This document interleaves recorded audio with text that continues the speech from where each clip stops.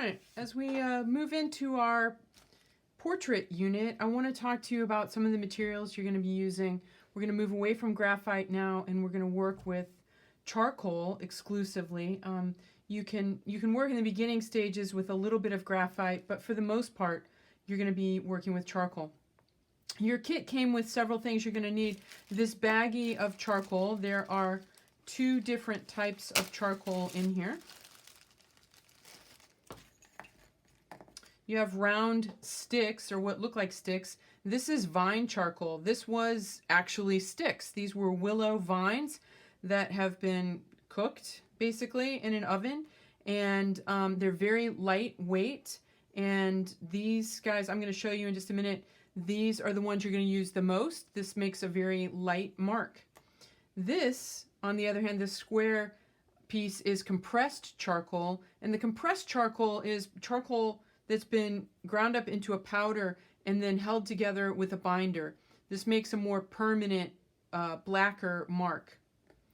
Your charcoal pencil is actually compressed charcoal in a pencil form, so you'll get a very intensely dark mark with this pencil, but it's great for getting detail work in. You're going to have those facial features, the eyes. Your charcoal pencil is going to come in very handy. When I work with charcoal, I almost exclusively work with my fingers, blend with my fingers, but your kit does come with a blending stump, usually spelled S-T-O-M-P, stomp, like stomp your foot.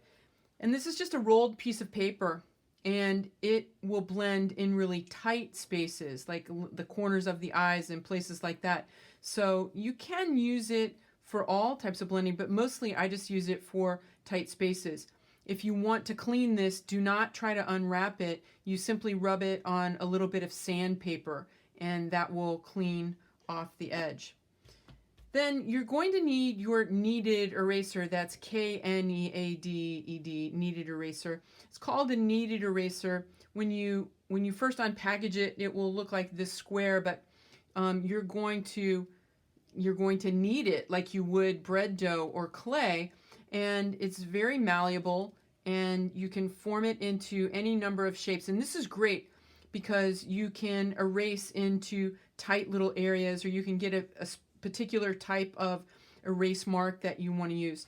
Now, your white rubber eraser will, of course, work with the graphite. So let me just show you very quickly.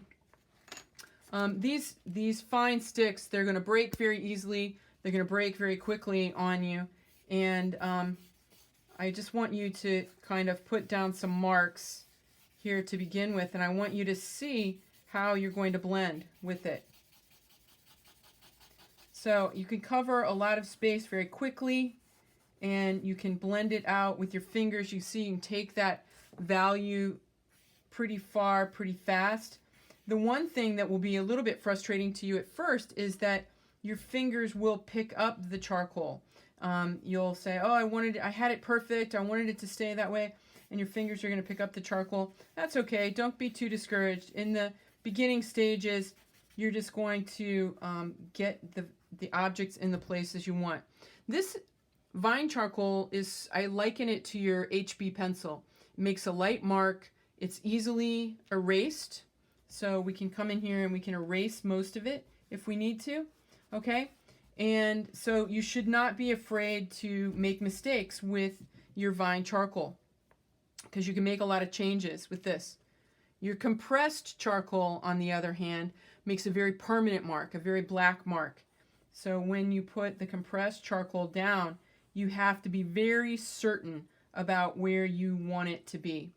And the other thing you should note is that when you blend the compressed charcoal, so you get this really intensely dark mark, when you blend it, you won't be able to blend it out quite as far. Now, you can already see I'm getting some buildup here of charcoal powder. You want to be careful with this. You want to work in a place where you can be a little bit messy. Kitchen counter is great. Don't work over carpeting.